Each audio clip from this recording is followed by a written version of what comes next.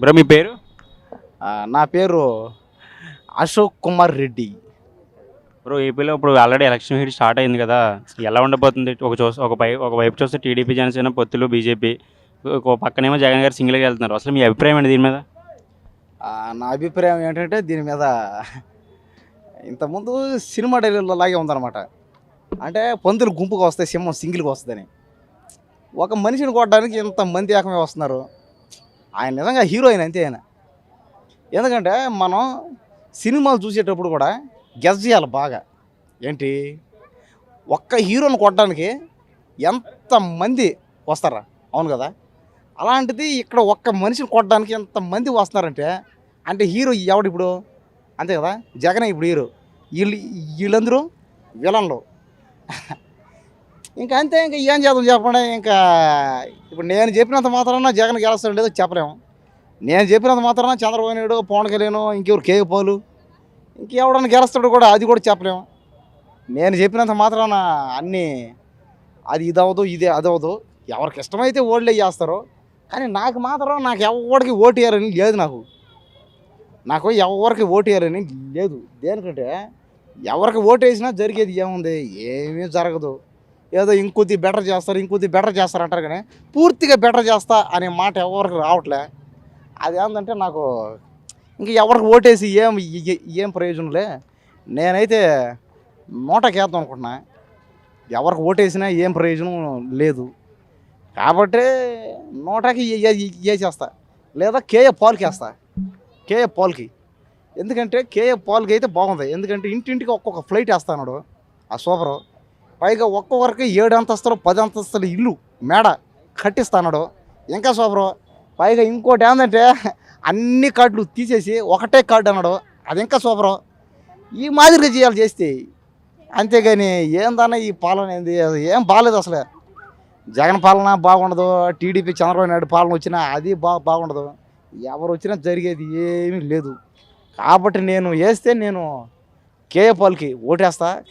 లేకపోతే KA Paul కానీ తప్పేసుకుంటాంటే ఇంకా నోట వేస్తా అంతే. నేను ఇంకెవడికి ఓటేను. క్వశ్చన్ అడుగు, డౌట్. పిఠాపురం నుంచి పవన్ కళ్యాణ్ గారు పోటీ చేస్తున్నారు కదా! మీకు ఏమనిపిస్తుంది? నగ్గుతారంటారా? ఓడిపోతారంటారా? ఏందో అన్న ఏం అర్థం కావట్లేదన్న. గెలిచినా ఓడిపోయినా ప్రయోజనం ఏముంది? ఏమీ లేదు. తెలుసు జనాలందరికీ. పవన్ కళ్యాణ్ గెలవడు అసలు ఎక్కడ. ఇప్పుడు ఇంతకుముందు 2 సార్లు గెలవాల చూడు ఎక్కడ. ఈసారి కూడా గెలుస్తాడో లేదో గ్యారంటీలే. ఒకవేళ గెలిచినా కూడా ఏమైనా ప్రయోజనం ఉందా? ఏమీ లేదు. అదేదో ఇచ్చాడన్నాడు కదా, కౌలు రైతులకి ₹1,00,000 ఇచ్చాడన్నాడు కదా. అదేదో బాగుంది కరెక్టే. కానీ జిల్లాకి ఒకరు కావాలి ఇచ్చింది. అది ఏదో చాలా తక్కువలో ఇచ్చారు. అది అది తక్కువ పీపుల్తో సెలెక్ట్ చేసి ఇచ్చాడు. సరేలే ఆ ₹1,00,000 కూడా ఏముంది చెప్పండి. సరేలే అదాని ఇచ్చాడు, బాగానే ఉంది. ఇంకొద్దిగా బాగా ఇచ్చుంటే బాగున్నాను. సరేలే ఏదో ఆయన తగ్గట్టు ఆయన ఇచ్చాడు, బాగానే ఉంది. అయినా కష్టమే. ఏమో గెలుస్తాడో గెలవడో నాకైతే నమ్మకం అయితే లేదు.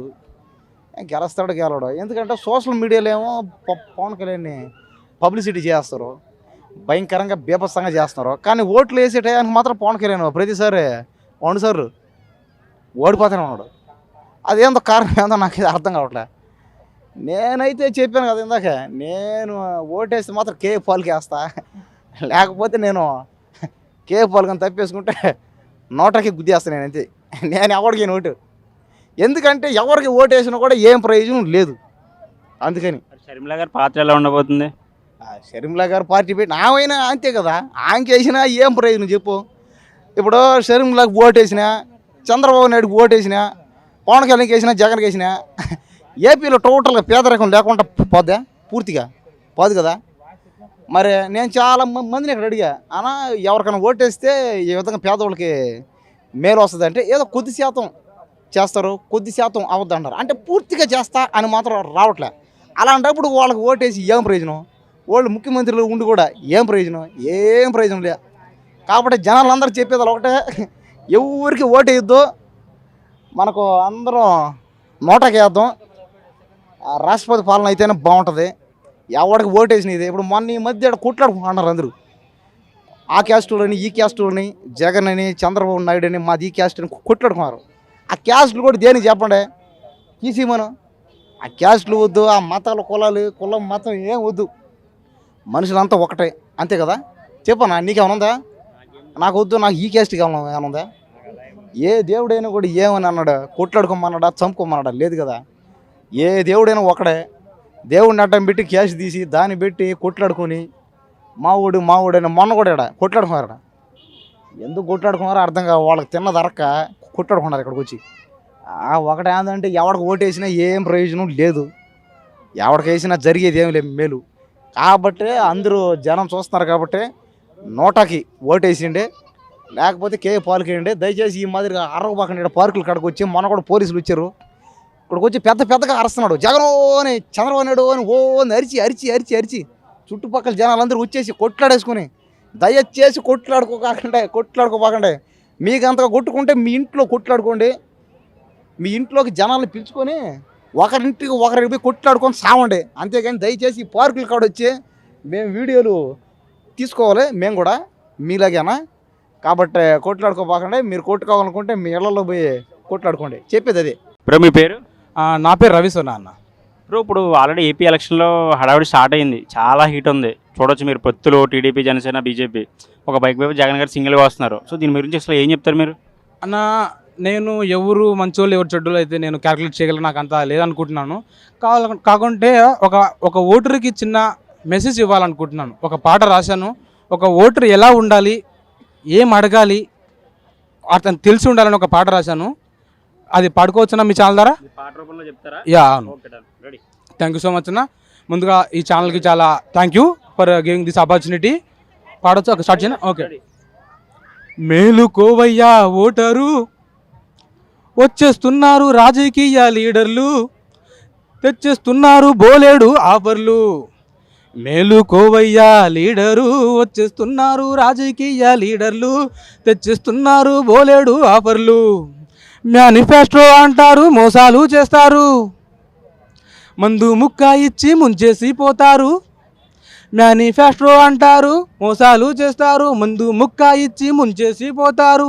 చిల్లర చేతిలో పెట్టి విధులన్నీ దోచేసుకుంటారు.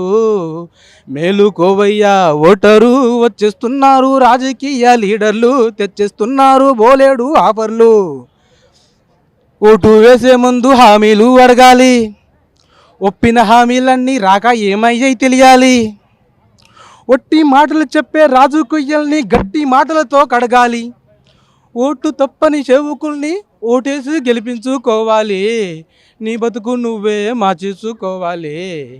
మేలుకోవయ్యా ఓటరు, నువ్వే మార్చాలి దేశ రూపురేఖలు, నువ్వే మార్చాలి నూతన భవిష్యత్తులు. మేలుకోవయ్యా ఓటరు, మేలుకోవయ్యా ఓటరు. థ్యాంక్ యూ అన్న. Thank you so much. మంచి ఫ్యూచర్ ఉంది. ఓకే, ఇప్పుడు మీరు ఓటు రూపంగా అందరూ ఓటు వినియోగించుకోవాలని చెప్పేసి ఈ విధంగా మాట్లాడారు కదా, పాట రూపంలో తెలియజేశారు. ఓటు హక్కుని మంచిగా ఉపయోగించుకోవాలన్న. దేశం ముందు పడాలంటే ముందు ఓటర్ మార్చాలి. ఇవి మందు, డబ్బులు ఇవన్నీ రాజకీయాలు చూపిస్తుంటారు వాళ్ళ స్వార్థం కోసం. కానీ నువ్వు ఏది మంచి ఏది చెడు నువ్వే తెలుసుకోవాలి. చూసారుగా ఆల్రెడీ 5 years జగన్ పరిపాలన, మీకు ఏమనిపించింది? నెగిటివ్ గురించి నాకైతే తెలియదు, కానీ చాలా చోట్ల మంచి చాలా చేశాడన్న. మనం చెప్పకూడదని చెప్పకూడదు, మంచి జరిగిందని నేను అనుకుంటున్నాను జగన్ గారి వల్ల. పవన్ కళ్యాణ్ గారు పొట్టాపర నుంచి పోటీ చేస్తున్నారు కదా, మీకు ఏమనిపిస్తుంది? సారీ అన్న, యాక్చువల్గా నాకు వాటి గురించి తెలీదు, నేను వాటి మీద డెసిషన్ తీసుకోలేను. చెప్పే ముందు ఏదైనా ఆలోచన చెప్పాలి కదా, తెలిస్తేనే చెప్పాలి. ఓకే, యాక్చువల్గా తెలియదు. Thank you. జగన్ గారు మళ్ళీ సీఎం అవుతారంటారా? అయితే బాగుంటుందన్న, నాకైతే జగన్ వస్తే మంచిగానే ఉంటుంది అనిపిస్తుంది నాకైతే. ఎన్ని సీట్లు రావచ్చు ఈసారి? అవును, నాకు తెలియదు. ఎగ్జామ్ పోయినసారి 150 వచ్చిందన్నారు, సో 150 అనుకోవచ్చు. మన ఉన్న సీట్లు ఉన్నా కూడా 150 కదా. Thank you. మీ పేరు? గోపాల్ నాయక్. ఇప్పుడు ఆల్రెడీ మనకి ఇప్పుడు పొలిటికల్ లీడ్ అయితే స్టార్ట్ అయింది ఏపీలో. టీడీపీ జనసేన బీజేపీ కలిపి బొత్తులో పోటీ చేస్తున్నాయి, జగన్ గారు సింగిల్గా పోటీ చేస్తున్నారు. మీ అభిప్రాయం ఏంటి అసలు? నా అభిప్రాయం ఏం లేదండి, ఇంకా చంద్రబాబు నాయుడు రావాలనుకుంటున్నాం. సో చంద్రబాబు నాయుడు గెలుస్తాడు.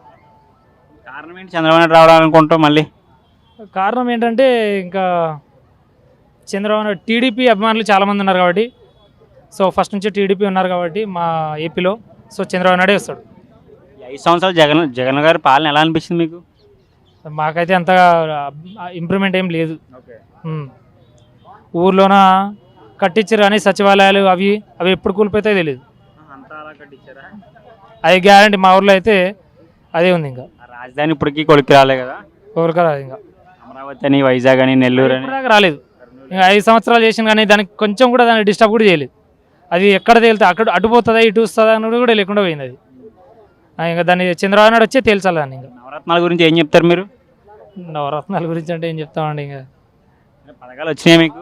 మాకు ఏం పథకాలు రాలేదు. మాకు జగన్ అన్న వచ్చినప్పటి నుంచి ఇప్పటికీ 2-3 రేషన్ కార్డులు మార్చింటాం. నాకైతే ఇప్పటిదాకా రేషన్ కార్డులే లేదు. మా ఫ్యామిలీలో రేషన్ కార్డు వేయించుకోవాలన్నా ఒకప్పుడు ఫ్రీగా మంచిగా తినేటోళ్ళం. ఇప్పుడు అవి జగన్ వచ్చినప్పటి నుంచి అసలు మాకు బియ్యాలే లేవు. అదేదో రేషన్ వాళ్ళు ఇస్తే తీసుకున్నాడు, మేము బిచ్చం అడిగితే ఇస్తున్నట్టు ఉంది. అది ఈసారి వైనాట్ 175 మళ్ళీ అంటున్నారు కదా వైసీపీ వాళ్ళు, దాని గురించి ఏం చెప్తారు? అంత సీన్ లేదు. ఇంటింటికి బంగారం కారం ఏం సీన్ లేవు. అంత చంద్రబాబు నాయుడు వస్తాడు పక్క. పొత్తు కదా టీడీపీ, జనసేన, బీజేపీ. ఎన్ని సీట్లు రావచ్చు? 150 రావచ్చు, 160 రావచ్చు. ఇద్దరు కలిసి వస్తే ఇంకా 170 వస్తాయి. ఇంకా ముగ్గురు కలిసి వస్తారు కాబట్టి ఇంకా టీడీపీకే. పవన్ కళ్యాణ్ గారు పోటీ చేస్తున్నారు కదా పిఠాపురంలో, ఎంతవరకు మెజార్టీ రావచ్చు అనుకోవచ్చు మీరు? రావచ్చండి. ఇంకా 50-50లో ఉంది అది. ఇంకా డిసైడ్ కాలేం, ప్రజల మీద డిపెండ్ అయి ఉంటుంది అది. సో టీడీపీ ముందు నుంచే ఉంది కాబట్టి, ఇప్పుడు కొత్తగా పవన్ కళ్యాణ్ వచ్చారు కాబట్టి సో యూతుల మీద డిపెండ్ అయి ఉంటుంది అది. అది మంగళగిరిలో ఈసారి లోకేష్ గెలుస్తారంటారా? లోకేష్ గెలుస్తాడు. లోకేష్ పక్కా అదే. ఇంకా లోకేష్ గెలుస్తాడు. ఫైనల్గా అయితే టీడీపీ, జనసేన, బీజేపీ అధికారంలోకి వస్తున్నారు మీరు? టీడీపీనే సార్. టీడీపీ, జనసేన. ఇంకా జగన్ అయితే డౌటే. ఇంకా మనకి రావద్దు కూడా. ఆ పరిపాలన సరిగ్గా లేదు అది.